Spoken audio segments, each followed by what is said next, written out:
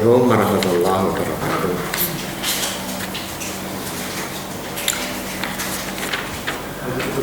Ya, anak-anak masih tetap semangat ya. Jangan sampai kendor semangatnya. Meskipun keadaan belum normal, tapi harus tetap menjaga kesehatan. Itu dengan cara memperhatikan kebersihan. Jangan lalu tidur melulu ya, sampai lupa mandi. Itu namanya tidak menjaga kesehatan ya. Yuk, kita teruskan. Bismillahirrahmanirrahim. Alhamdulillahirabbil alamin. Wassalatu wassalamu ala asyrofil anbiya'i wal mursalin sayyidina maulana Muhammadin wa ala alihi washabihi ajmain. Qala al-mu'allif rahimahullah ta'ala wa nafa'ana bihi wa bi ilmihi fid dharain. Wala yajuz. Ya, kita teruskan. Wala yajuzu lan ora wenang apa ngetokake suwi omah, maksudnya ya memperlebar sayap rumah. Wala yajuzu lan ora wenang apa ngetokake suwi fit darbil mustaraki, fit darbi ing dalam dalan al mustaraki kang disekutoni illa bi idzni syurakai, kejaba kelawan idine para kanca. Waya juzu lan wenang takdimul babi apa ngajokake lawan fit darbi ing dalam dalan al mustaraki kang disekutoni. Wala yajuzu lan ora wenang takhiruhu apa ngakhirake bab illa bi idzni syurakai, kejaba kelawan idine para kanca. Jadi kemarin pelajaran yang sudah lewat menerangkan tentang memasang apa itu namanya suwiwi atau apa itu emper rumah ya. Jadi boleh memperpanjang atau memperluas apa itu jenenge ya, hek rumah ya, di jalan umum ya. Di jalan umum asal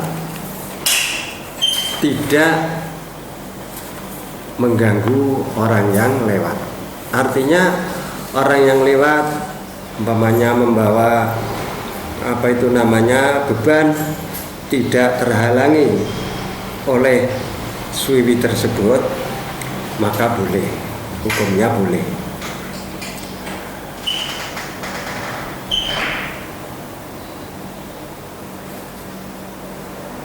Tetapi kalau di jalan yang dimiliki oleh orang tertentu ya, kelompok tertentu, ini tidak boleh tanpa seizin teman-teman sekelompok itu. Kemudian sekarang di jalan yang tertutup, itu tadi kan jalan yang ada tembusannya, jalan tembus ya.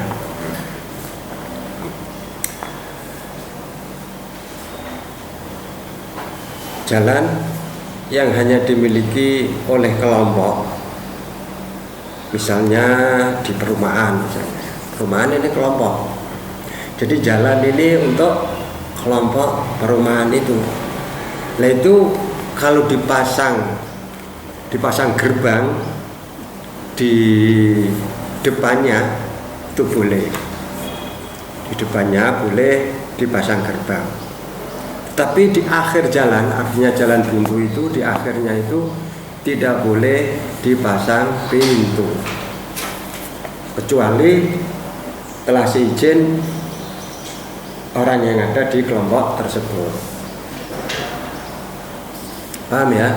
Nah, kita jalan, bukan jalan umum ini, jalan yang khusus untuk kelompok perumahan misalnya. Nah, ini namanya jalan sing mustarok. Jalan sing mustarok.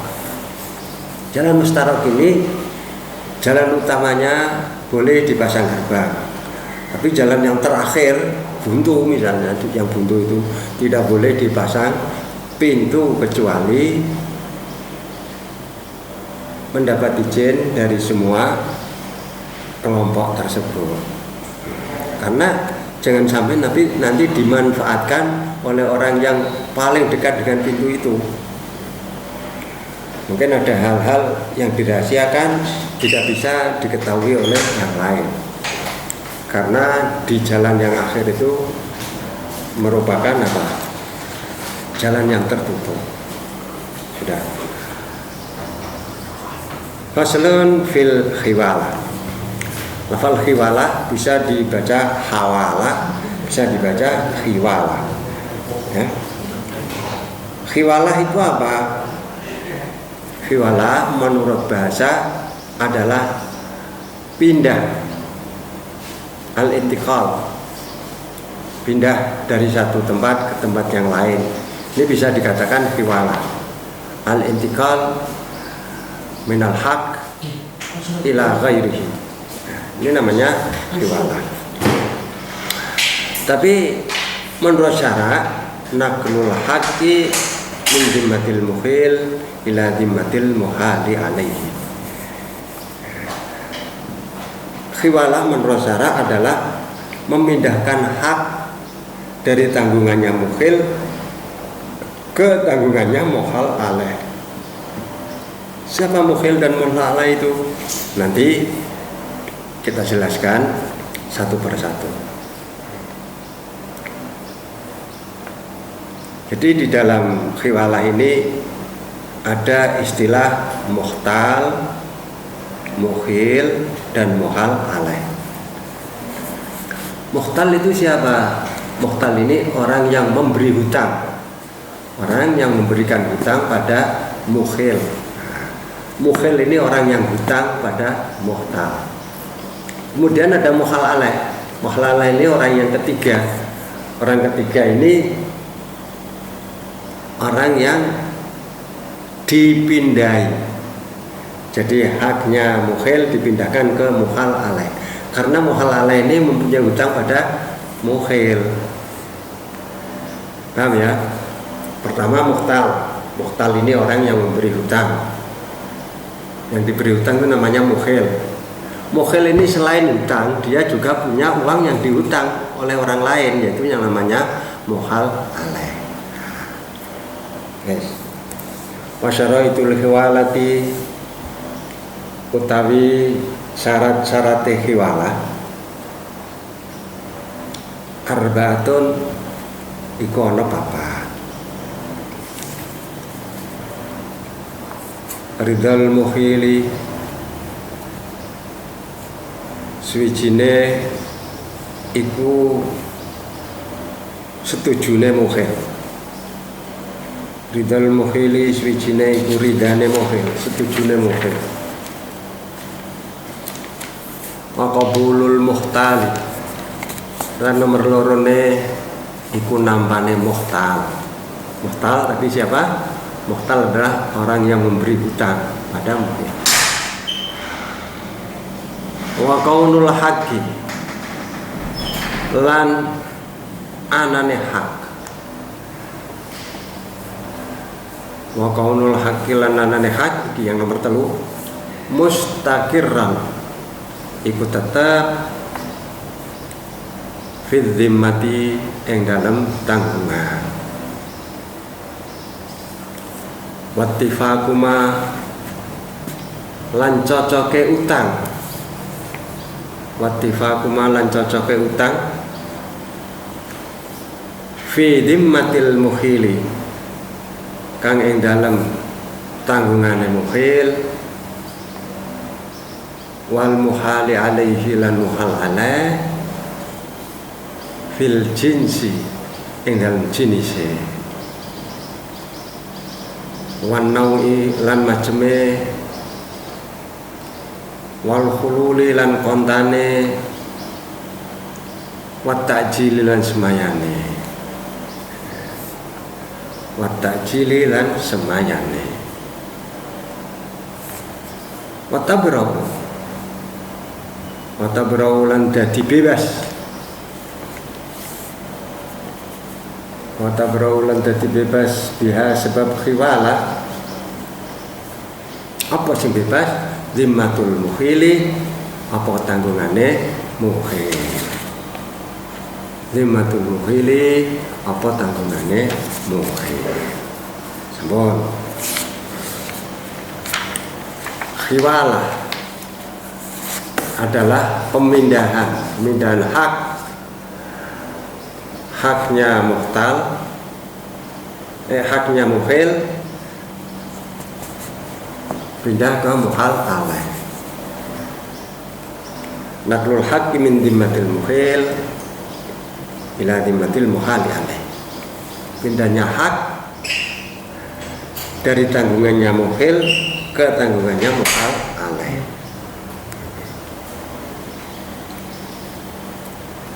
Tadi sudah jelas tentang khiwalah. Kalau menurut bahasa kita adalah apa? Pemindahan pembayaran hutang. Pemindahan pembayaran hutang. A punya uang yang dihutang sama B. B punya duit yang dihutang sama C. Jadi yang punya hutang ini dua orang, B sama C. B hutang sama A, C hutang sama B. Paham ya? Itu.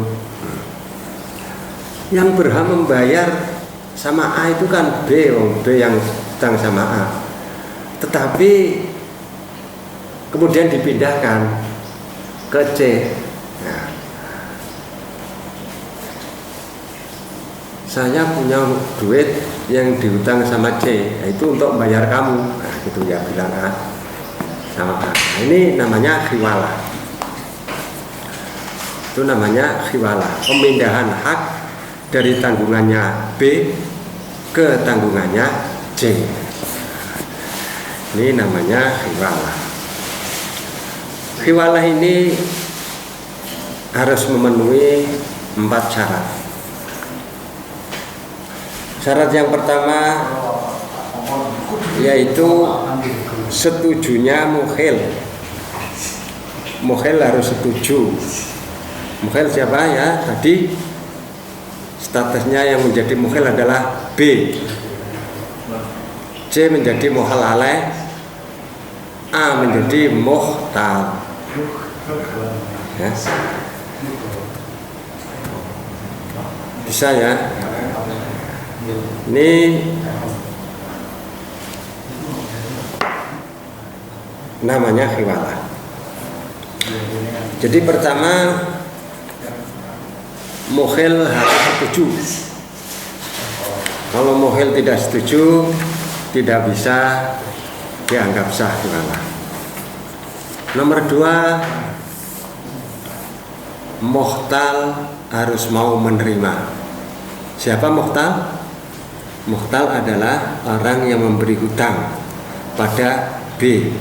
Artinya A tadi ya. A ini muhtal. Nomor 2 adalah menerimanya muhtal. Kemudian syarat yang ketiga, adanya hak itu sudah menjadi tanggungan, mustaqirran fid dhimmah. Kemudian yang keempat, yang penting sekali ini empat, antara tanggungannya mukhil dan muhal alaih ini sama. Tanggungannya mukhil dan muhal alaih ini sama jenisnya, sama macamnya, ya, dan sama apanya, jatuh temponya. Kalau sudah memenuhi 4 syarat ini, maka khiwalah menjadi sah. Kalau khiwalah sudah dinyatakan sah, maka tanggungan mukhil menjadi bebas. Tanggungan mukhil menjadi bebas. Bebasnya ini karena apa? Sudah dipindahkan ke muhal alaih. Adapun masalah hubungan muhal alaih dengan muhtal ini tergantung dua orang itu. Mukhil tidak ikut campur karena sudah dikhiwalahkan. Misalnya C ini harus membayar sama A tadi kan, tapi A disemayani. Aku belum bisa bayar sekarang, besok.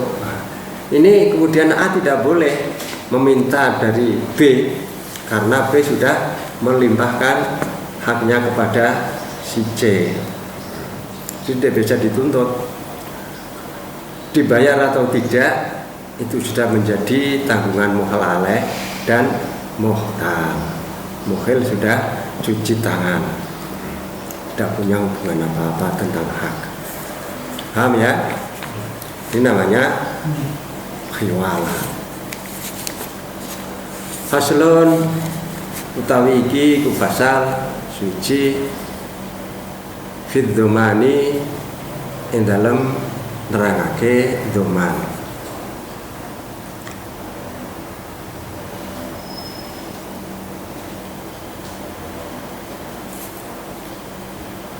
Wa yasikhu dhamanu tuyuni al-mustaqirrati fid dhimmah idza ulima qadruha. Wa yasikhu lansah dhamanu tuyuni apa nanggung pira-pira utang al-mustaqirrati kang tetep fid dhimmah ing dalam tanggungan idza ulima nalikane dingerteni apa sing dingerteni qadruha kira-kirane duyun. Qadruha apa kira-kirane duyun. Wallahu a'lam bishawab. Sampai di sini dulu, besok kita sambung lagi. Wassalamualaikum warahmatullahi wabarakatuh.